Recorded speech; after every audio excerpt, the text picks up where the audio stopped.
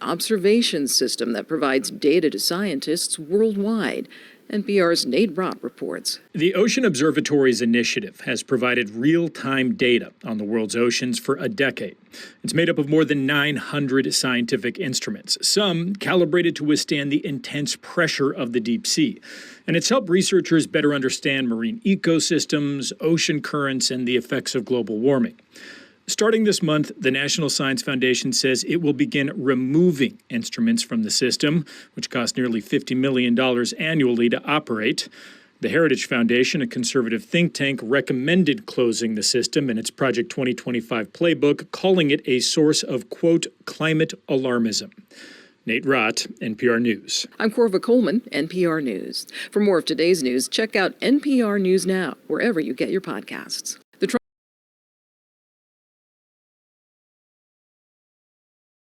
This is Democracy Now!, democracynow.org, The War and Peace Report. I'm Amy Goodman.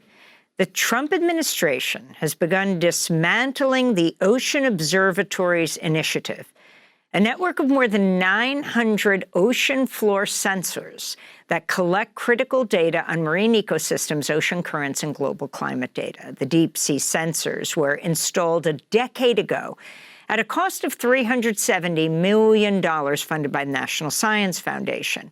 The independent NSF board has since been dismantled by the Trump administration.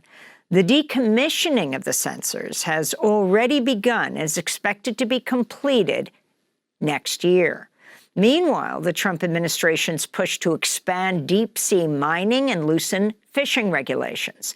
The closure of the Oceans Observatories Initiative was recommended by the Heritage Foundation's Project 2025 playbook for Trump's presidency. Scientists warn the move will severely degrade efforts to monitor changing climate patterns and could negatively affect weather forecasting and extreme weather alerts. For more, we're joined in studio by David Helvarg, Executive Director of Blue Frontier, an ocean policy group, co-host of the Rising Tide Ocean podcast, and an author. His latest book is just out, Forest of the Sea, The Remarkable Life and Imperiled Future of Kelp. Well, we won't be talking as much about kelp today, David, though we hope to have you back on to talk about that. But right now, the dismantling of this nearly $400 million deep-sea sensor network. Talk specifically about what it means. Well, specifically, the Congress refused to allow the administration to defund this project for the last 2 years. So now they're disassembling it. And this is the cutting edge eyes and particularly ears of science in the ocean. This was scheduled to continue as the most advanced system for understanding the deep ocean, the circulation of the ocean, the warming of the ocean. It's supposed to continue for the next 15 years at least. And as you stated, it was the Project 2025, the Heritage Foundation's overall plan for creating an administrative authoritarian state, which includes a strong focus on essentially developing the ocean for offshore oil drilling and for deep sea mining, basically as a gas station and a garbage dump. And the result is, they said it was the instrument by which NOAA, the National Oceanographic and Atmospheric Administration, was promoting climate hysteria. And what they mean by that is accurate science that reflects the reality that the burning of fossil fuels is overheating our ocean. Last year, NOAA reported the ocean's been the hottest in recorded history going back to the 1880s. So we have these extreme marine heat waves that have huge effects on coastal hazard and coastal security. It's also 80% of the world's coral reefs were bleached last year because of the warming of the ocean. The kelp forests are the world's other forest crisis that's happening. We've lost over half the kelp forests that still are more extensive than the Amazon rainforest.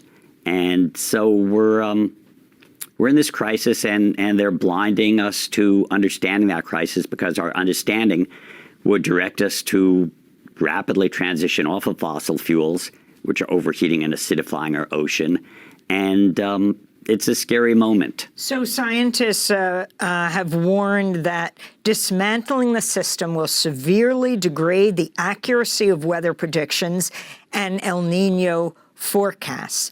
Explain. El Nino is a periodical warming of the Pacific. It may, all the projections right now, or at least the predictions, are that it'll become more extreme than it's ever been this year, on top of which we're having a new wave of marine heat waves. The last marine heat wave that hit the West Coast basically destroyed 95% of the kelp forest in Northern California. And it impacts on towns like Fort Bragg, California. Fisheries collapse, tourism based on abalone diving, $30 million a year that was lost. The good news is people who were in conflict before, the fishing community, the tribes, the environmentalists, are all now trying to work together to restore the ocean. The bad news is they're coming up against an administration that's that only wants to drill offshore.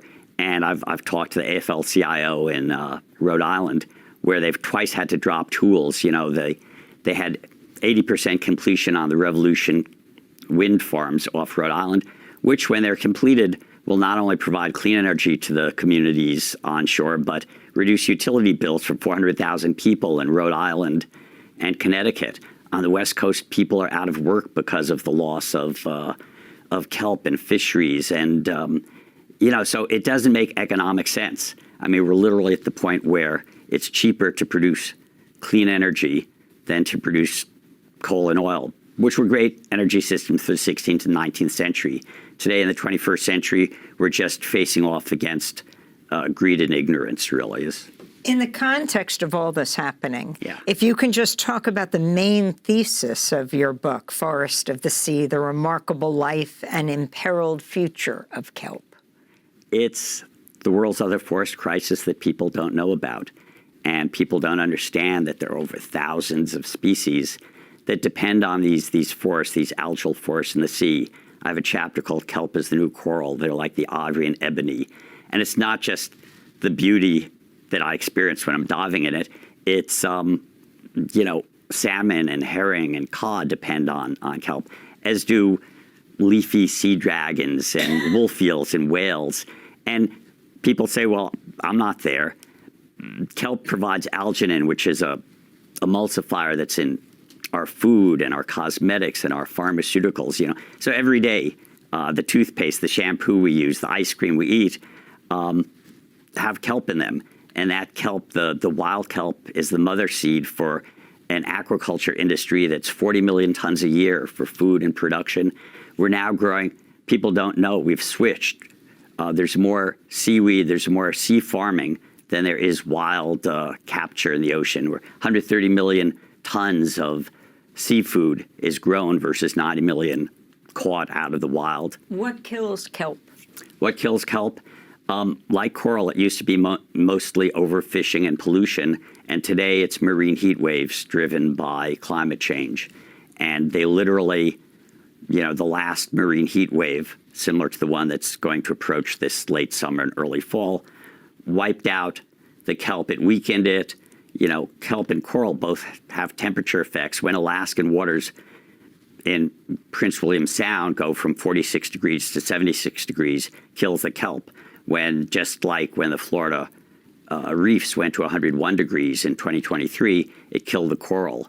And so it's the warming, the acidification, it drives diseases, harmful algal blooms. It drove a sea star wasting disease that wiped out 90% of all the starfish on the West Coast, 99% of the last predator starfish, this giant sea flower star that grows to the size of a bald eagle, 13 pounds, and it's cannibalistic and it's aggressive. And it was the last predator left after we wiped out the sea otters and the big fish and lobsters.